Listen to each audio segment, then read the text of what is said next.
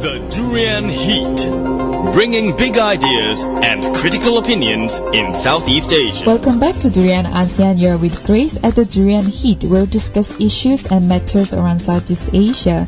And today we have invited this lovely lady. Her name is Adelena Lestari Chong. She is business coach as well as a co-founder of this company called Paddee Connexions. Hi Grace. I'm so pleased and so excited to be here on Durian. Can you introduce yourself and also your company that you established? I was always an accountant, for many years. I was a chartered accountant, and I ran my own corporate advisory business for 12 years. Well, I was actually an accountant for 20 years. I can't believe I can say that now, but wow, 20 years. You're like above senior level already. Yeah, kind of like at a matured level, yes.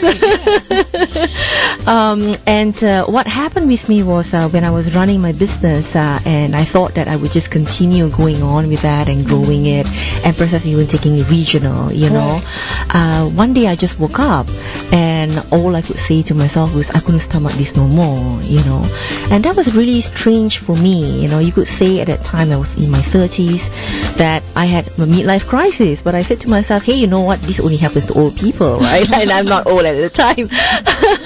But, when that happened, I just, I had to find an answer to why this was happening to me. And I wanted to really find what was my real life purpose, the reason for why I am here on earth today, and how I can serve and be of service to the community and also to earth.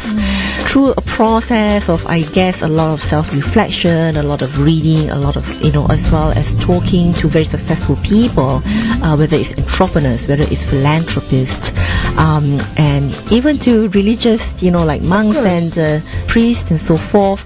I came to the realization that although I was really looking for the answer outside, the answer is really within me. And I had to take that journey of really discovering who I am. I guess that was a very long journey for you, and also struggling. Yes, it was a bit. For you. Yes. But how did you know that the answer is actually within you? I realized that the way that we have been conditioned in life is very much about learning from our environment, learning from school, learning from books, learning from everything. Experiences in life as well teaches us a lot. Sure, yes. Yeah.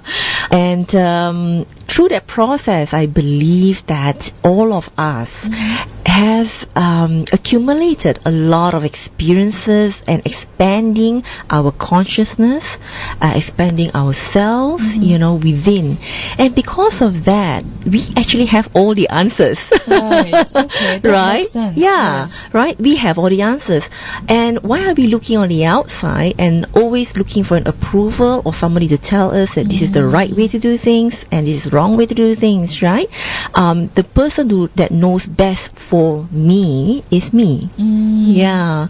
So I spend time with myself. Sometimes you could just say it's meditative, but I really would say it's being quiet and just listening to my own inner voice. Right. And for me, it was a journey because I would journal all of this out too and write it out. That would be wonderful. Yes, and build through that. And from there, I decided that I was going to go through, a live coaching program. And I did spend some time in the US with some of the motivational and personal development gurus in the US.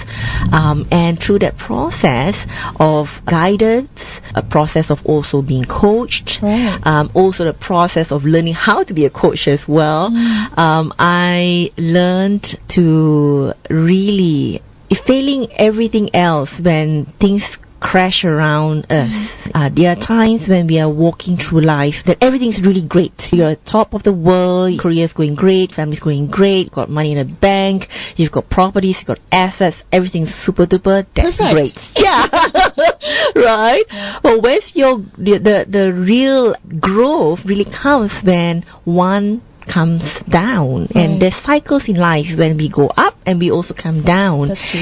And the real growth is having to go through the down and overcoming that. And having the strength, the courage, the know-how of climbing back up. It's the comeback power I think that's the most important in life. Yeah. Your journey has led you to create this company. Yes. And then you're the co-founder of company Yes. with your partner. Perhaps you can share that story to us as well. Okay, so what led on, through this journey, I started this journey in when the kind of crash came down for me, Right. was in late 2009, yeah, and at that time I was still running my own my corporate advisory business, and we were doing at our peak, I must say, at that time, and which is the reason why I couldn't understand why I was having this midlife crisis, so to speak, that says to myself, hey, you know what, I can't stomach this no more. And I was asking what is there not to stomach, your beautiful car, beautiful home, beautiful life, what is there to worry about? Yeah. What is there to, complain about? There's nothing, Yeah, some people may not get it. That's right. And it happened at the peak of my career, and I couldn't believe it, right?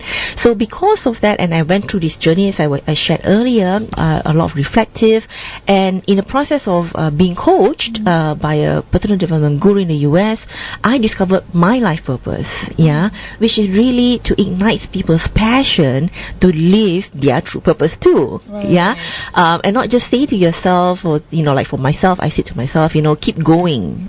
Right? To be successful, just keep going and what you know what to do. Yeah. And at that time, it was, accounting and finance. I knew, I had a good business. It was paying the bills. It gave me a good life. Right? And there should be nothing to complain about.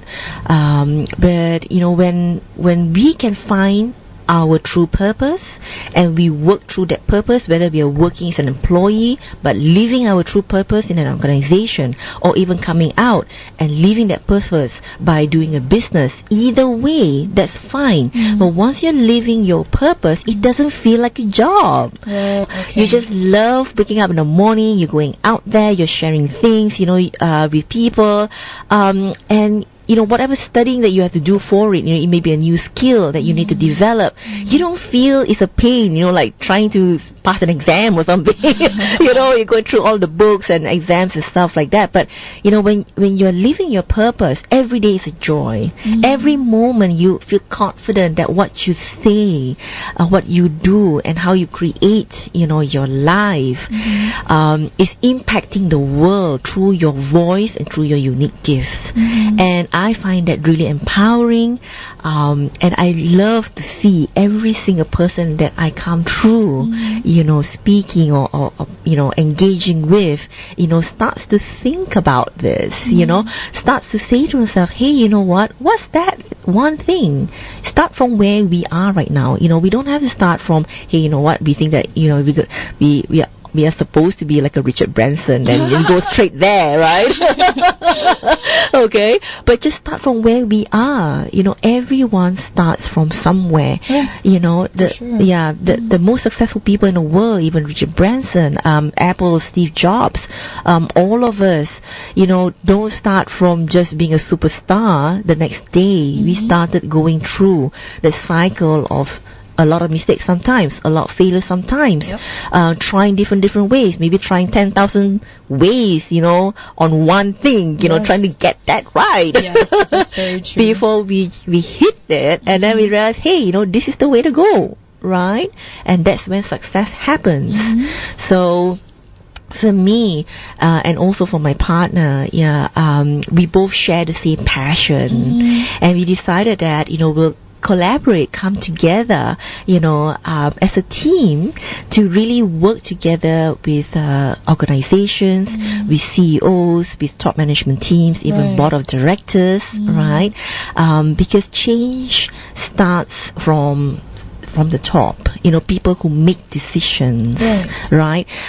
When they're open to change, the organization then is able to also be open to change. That's a very interesting theory. Right. So that's where we start, because we know that when we impact one organization, even if the organization only has 50 or 200 people or 1,000 people, each person in that organization have got families, right? The organization themselves have got customers, have got clients. The organization themselves has also got suppliers, you know. It will impact the community in a much bigger way, exponentially. Right. Yeah. Okay. So that's the whole picture. Yes. So you have jumped into this area. Yes. So was it really difficult for you, the transition period from where you used to be and then now where you are? Of course, you seem to be more joyful, happier than before. Yeah. But I'm sure you struggle a bit from the transition from the where you were in the finance area to this business world. Absolutely, and thank you for asking such a good question. You know, yes, it was very, very difficult, you know, in the sense that I really needed to, you know, I knew that I loved doing coaching, you know, when I started to practice the, you know, coaching and started speaking to people and had started to have clients. The one thing though that I suppose all of us, when we go through a comfort zone, you know, knowing what we used to know before and being able to, you know, support ourselves, whether it's financially, whether it's with the connections that we have and the clientele that we have. It's like, you know, even when you wake up in the morning and you're not so clear-headed, but you know what to do. When you go into something new, you're leaving everything that you know. So that's the comfort zone, right? You leave everything that you know. You're going into the deep waters. You don't know, even though you know that, hey, you know, it's quite fun, you know, doing this, but you don't know where it's going to lead you to. And sometimes I think we just need to be brave. You know, it took a lot of courage, I remember, you know, for me, because everyone in my environment then said I was absolutely crazy. Oh no, yes, of course, I can imagine they're saying that to you. Right. You're absolutely crazy, you know, you've got such, you know, good business going, you've got everything going for you, you know, and you're not exactly a spring chicken no longer at that point, right? And you're going to change everything and give up everything. You must be nuts, right? And I really had to draw in, you know, from my own courage, you know, and seek out new friends, new people, like-minded people as well, who were going through their own journeys, you know, coming out from their own comfort zone and walking a different path. And so I still believe, you know, when we have a supportive, you know, like-minded group of people, and I call this a mastermind, right? That supports each other, sees the highest good of the other person. It's not so much about us, but the other person in the group. And because when we do that and we give, we receive so much more from the group and also from the universe that supports us in this walk forward. You know, it's not an easy journey to walk forward. There will be some mistakes.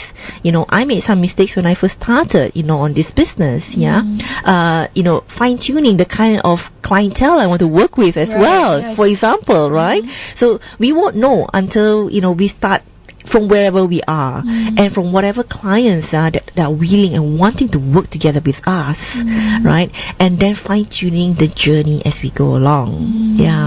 So we started with this model, that we wanted to be able to live anywhere and do our business anywhere.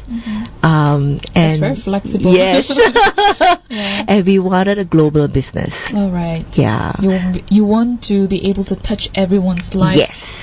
Whether it's from home, company, organizations. Yes, absolutely. Yeah. That's really wonderful. It's really quite fun. You know, it's really quite fun. So, you know, there are times when, you know, we may be on a Mediterranean cruise and we've got a coaching call, you know, and then we do a coaching call, and in that coaching call, we can have people like from 8 countries that are on a coaching call as well, right? So that's a different way of doing business compared to even how I used to do my business before. Which was just in one office, in one location, not even in one country in that sense, because my clients were just really from one location, geographical location, right? So it's a different business model, and I think really in the way forward in future is really to utilize technology to really grow exponentially, you know, in one's business. And that's why I love being in this Durian ASEAN, session, because, you know, you're reaching out. Yeah. I mean, radio traditionally has always been, through when you're driving a car and so small frequency and stuff like that. And now, we're just using technology and we can have people, really listening to us, from maybe even 35 countries. And that's fun. Well, thank you so much. Well, we'll take a short break and then we'll continue our conversation with Adelena soon. The Durian Heat, bringing big ideas and critical opinions in Southeast Asia. Welcome back to Durian ASEAN. You're with Grace at the Durian Heat, and I've been speaking with Adelena Chong, who is the co-founder of this company called Paddee Connexions, as well as she is also business coach. The reason I pronounce Connexion, it sounds so French, even from the spellings, and I feel like pronouncing it like that. So, Adelena, let's continue our conversation from the first segment. Great. I mean, you already have a lot of experiences meeting all sorts of people, and then you also have a lot of episodes to share with us. Right. So could you pick one or two? Okay. I guess perhaps I can share what it is like to work with CEOs. Sure. Oh, wow, that's interesting. Yes, of course. Yeah. My forte is actually really working with CEOs and board levels, whether it's chairman of board of directors, and even the directors themselves. Generally, okay. It's quite fun. And also with entrepreneurs themselves, right? Some businesses, they may be huge businesses, and they it's still very much run, by one person, like one entrepreneur. Yeah. Yes. So one of my previous clients before as well was his business now is worth USD 3 billion. Really? Yes. Wow. And he runs a traditional business in the sense that it's into rubber. It's a rubber commodity business. And he's got rubber plantations, but he's also got manufacturing and stuff like that too. And of course, there's a lot of trading as well in rubber. So it was a very interesting journey, together with him, to really pick on someone's brains, who had grown from perhaps from humble beginnings, I must say. Yeah, it took him about 20 years, for him to get to this level, and he started, just from and he's a Malaysian actually. Right. But he set up his operations in Thailand. And like most of us, we would work for someone before, and then eventually we start to think to ourselves, hey, you know what? Things can be done better. Things can be simpler, perhaps. And then we start, our own business, right? And so through the ups and downs in his journey, as being an entrepreneur, I asked him, really, in these 20 years, growing his business from 0 to US$3 billion. Right. Yeah. From having maybe one factory, in Thailand, to then expanding and having factories and operations in Malaysia, Indonesia, in India. That's pretty powerful. Yeah. It is. And the exponential growth was really only in the last 3 years, I must say. Wow. Yes. When I first got to know him, really about quick. very, very quick. Yeah. Within, when I first got to know him, he only had one, not one, but, his main factories and plantations was only in one country. But that grew, exponentially, to 3 more countries, right? And to triple his business from $1 billion to $3 billion. Amazing. It's a pretty cool. So that's why the journey of an entrepreneur is not just, sometimes, we go ups and downs, and sometimes downs are so bad. Yep. And sometimes we just give up. Yep. But when we don't give up and we just keep hitting at it, the universe will actually provide us what we really want. Eventually, right? Yes. So with him, I asked him this, and I like to share this, right? I asked him what was his one key success factor that he really found that brought him to where he is today. Okay, we know things like perseverance, we know things like determination, but you know what? The one key factor, even though he's in commodity and plantations, he says the one key factor is his gratefulness to his people. His people. Wow, it's really unexpected answer. Yes. Absolutely. That's why I wanted to share, right? This gratefulness of his people, because his people makes, he's got very high respect for his people. Wow, how does he develop that respect for his people? I mean, there will be lots of different kinds of people around him who even want to bring him down because of a lot of factors, you know. And then still, he's very grateful. Yes, he's really grateful for his people because he knows, and he says this. He knows that his people have brought and worked really hard. They are very good in what they do, and they really contribute their very best to the organization.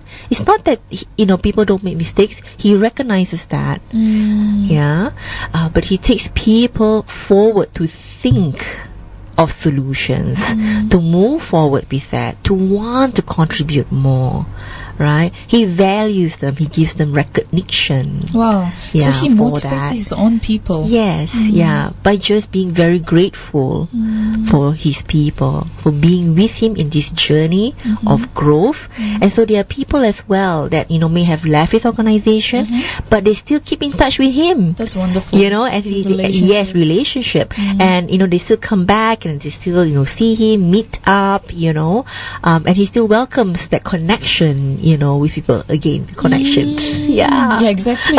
So the connection part, that he really utilized them in a positive manner, that made him expand to the other countries as well. But again, because other countries, he will meet different people there.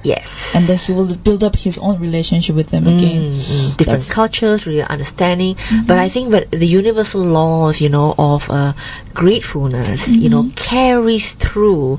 And when what we give is what we receive, right? So in different countries as well, it's the same thing. We, of course, all of us will have our discernment, in terms of, hey, you know what? We still need to be careful to evaluate, analyze business proposals before we actually go into a new country, or even purchase a new factory and so forth. And it's not as if he has not, evaluated some of this and he has said no to some of it because, it was not a great deal. It was not a win-win situation, for example, right? But his gratefulness for his people, that they contribute, their very best, because they know that whatever that they put through into this organization, right, is being recognized, being appreciated, and that that's going to bring things somewhere, So, and because of that, he's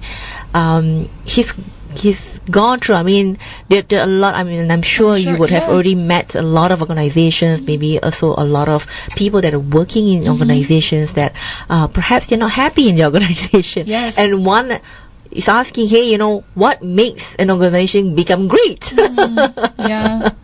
Right? A lot of people. And it's not just structures, it's not just buildings, or a great, office, that is conducive to work in. All that is great. But it's the people that makes the machinery work. That's amazing. And that's like a magic wand that you just swing one and then, the relationship builds there. But I'm sure on the other hand, you've also met bosses who are very hard-headed, very really, really hard to change. No matter whichever angle that you try to approach them, they're in sort of in the denial mode because they also went through a lot of hardships to come to that top. So they believe this method really works for them. So then how do you communicate with them after all? Because it's all the transformation that we are seeing here. I think one of the things about seeing one perspective, when we are looking at an issue or a situation, we can only see what we see because of our own beliefs and our own perception of the situation. Correct. So perception is very much about how we see things. So even Napoleon Hill, one of the personal development, gurus, actually says this: when you change the way you look at things, the thing itself will change. Interesting. That sounds very deep. Yes, it is. Right? And so the way that we connect with people, whether there are heads of departments or, sometimes sometimes the people who are very, very difficult, not necessarily is just the head or the department because of authority, but sometimes are people who are perhaps just working for someone, but they've been in that role for many years, like 10 years, 20 years, right? And in the span of time, they've got really, really good at their skills. They've got very, very strong relationships with some of the top, customers, for example, right? Yes. So they are not wanting to know what they don't know. All right. Right? Okay. So when we engage with people, it's very much about drawing out, the best in the person. We believe that everyone has the answers to a situation, or to a problem, or to a challenge for that matter, And what we do is really to activate the perspective from seeing it as a problem, whatever that may be, from seeing it as a problem, but to see it as a solution. Oh, so that's a transformation already. Okay. Yes. So when we switch that perspective, say, okay, this is a situation, look at it the way you want it to be, not as a problem, but it's already resolved. Okay. Look at it from it's already resolved. Okay. The final result is done, it's resolved, right? Then from there, how would you come to that? All right. Okay. So we are switching a perspective, right, from looking at it from the north, for example, to looking at it from standing at the south and looking in. Okay? Because for every negative that exists, there's an equal and opposite positive. Right. That's so very which true. one are we focusing on? If we keep focusing on a negative, you're not going to see nothing. That's true. Yes. Okay. So I normally ask the person if he's, still going on and ranting on, about this problem and, or he's very steadfast on his opinion of this issue, right? Then I will say, what is it that you really want? Right? Yeah. So you make him to think the outcome. Yes. The whole picture, bigger picture. Yes.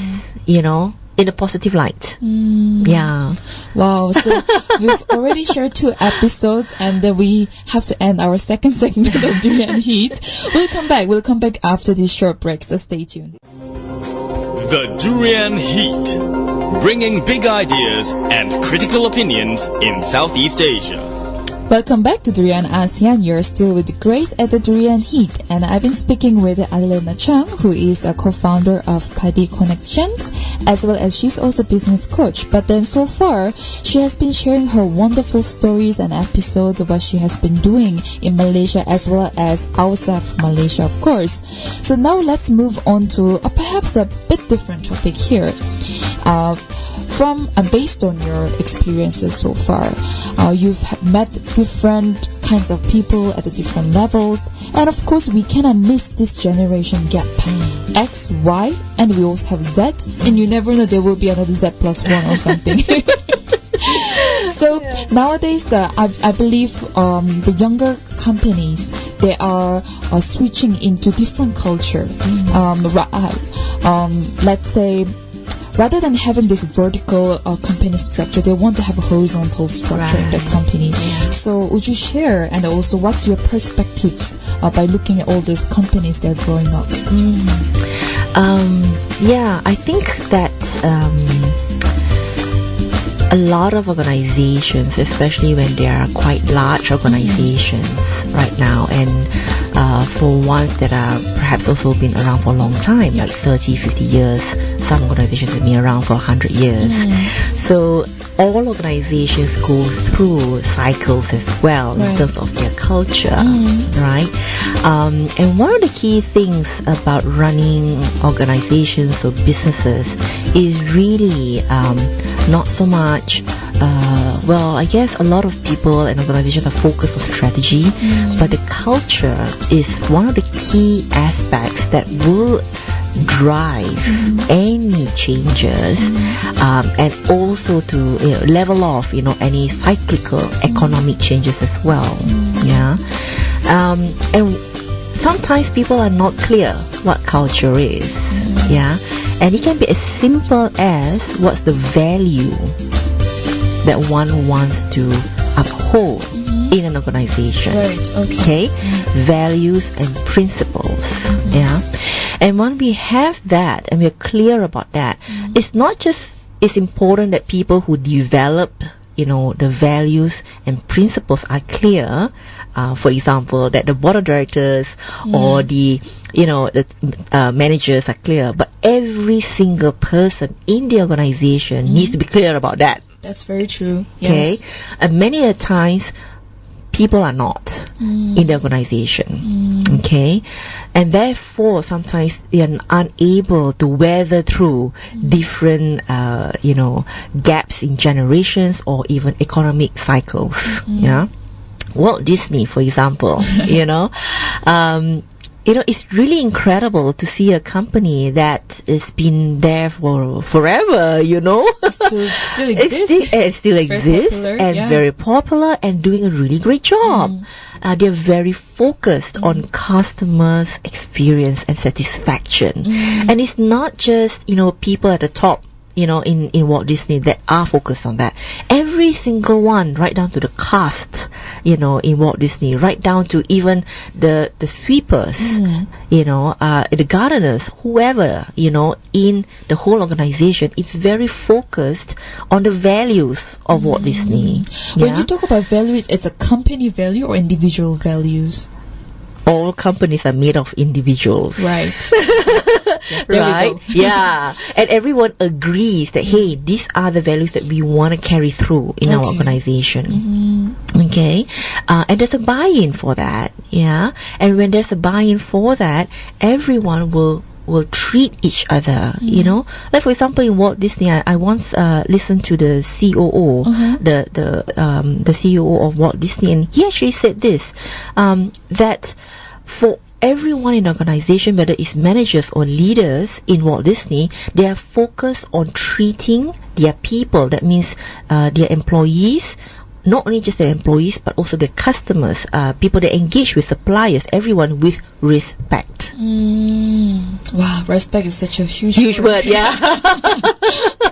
Right? You treat people with respect, listen to the person, even though, we have all kinds of systems and processes in place, but each individual has got their own specific requirements and specific needs, whether it's an employee, whether it's a supplier, whether it's a customer, right?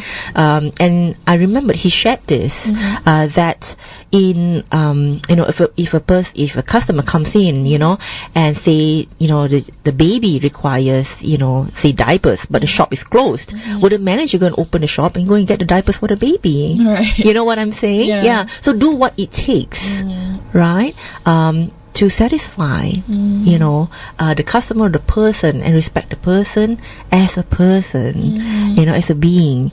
And whatever generation gaps that we have, sure, if we talk now, we're comparing baby boomers, for example, with X, Y, Z, previous to baby boomers, there was others as well, so there are always going to be times when there's going to be changes, in the way we live, in the way we think.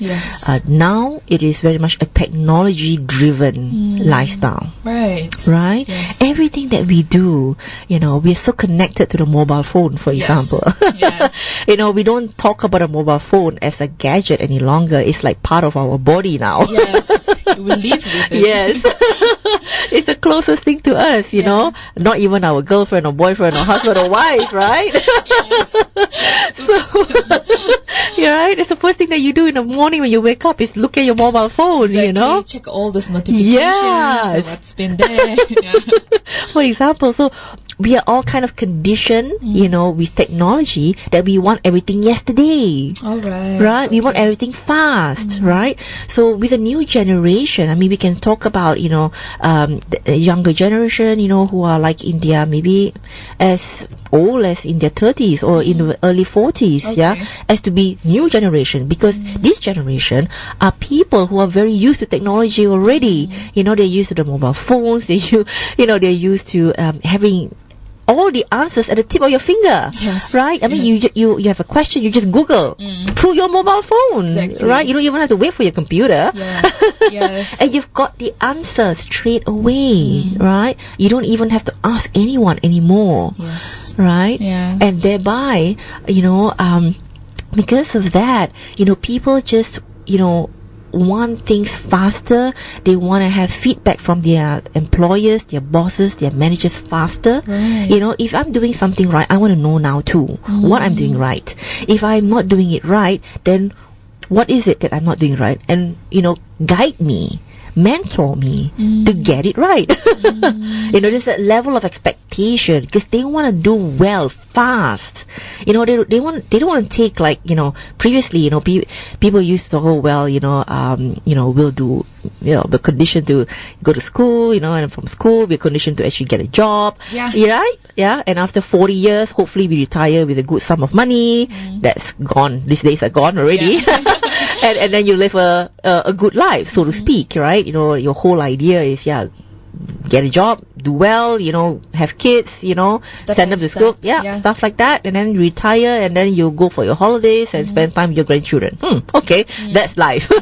But today, that's very different. Yeah. Okay, you know, people want to live now, the good life now, you know, not wait for retirement. Right. Right? That's very true. Yeah. We want everything now. So understanding that, you know, that, you know, life is about living it now. Just a change of perspective of looking at things. So when we're dealing with, you know, so-called younger generation, Yes. yeah, then, you know, understand that, you know, there's more interaction, there's more feedback. The authoritarian way, the hierarchical way, doesn't work so well no longer. You know, socially interactive, you know, with social media, you know, all of that is really important for organizations to actually transform, right? How to interact as well in social media, and there's a protocol to that too. And with the younger and the newer generation is very much, you know, about wanting to understand the person, you know, and the person, you know, wanting to see the authenticity of the person, right? Then, and understanding why they have to do a certain job a certain way, rather than, hey, you tell me this what to do, I just got to do it, and I just got to repeat doing it, and that's going to get me to my next level. You know, not going to go step by step no longer. Yes, they can still do step by step, but they need to understand why. So there's a different way of dealing, and engagement is very important, I feel. You know, seeing so many organizations, you know, that works very well, right, and gels the generation gap. Sometimes the generation gap is not just so much of age, but also how many years has that person been in that same organization. Right. Okay. You know, Okay. so someone may be in their 30s, but they've been there for 10 years, as opposed to somebody who's in their early 50s, but just comes in and just been 2 years in that organization. Oh, then that's a You know, gap between. that's also a gap.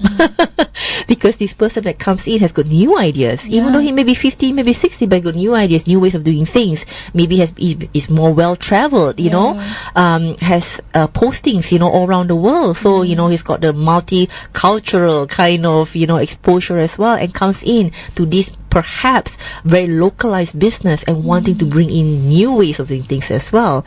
Yeah. So the person that is been there for 10 years, yeah, needs to adjust. It's very insightful perspectives coming from you, and Thank then you. that really helps us to understand better when it comes to generation gap. Because people like to say commonly in the company or workplace, I have a generation gap in this company. I cannot communicate with all these younger generations. Or even from younger generation point of view, I cannot talk with my boss. It just doesn't work. But it's all about understanding and where they're coming from, and to be able to engage each other. Also be then that will definitely lead to have a smoother communications. So, well, as much as it may sound very easy as to how we say at the moment, of course it comes with a lot of practices and also the mindset that we really need to change in one place. So, unfortunately, that's the end of our session. But before that, I still want you to send a beautiful messages to our listeners out there. Okay. Well, I think dream big, take action on your dreams. Just really sometimes listen to the inner voice that's knocking on to you, you know. There's never a perfect time to do the perfect thing. We just need to create that perfect timing, and the perfect opportunity will just land. Wow, thank you so much. Hope to have you again at our Durian ASEAN studio in the future. To touch all our listeners' hearts again. So thank you so much, Adelena. Lovely. Thank you so much, Grace. It's a pleasure. You're welcome.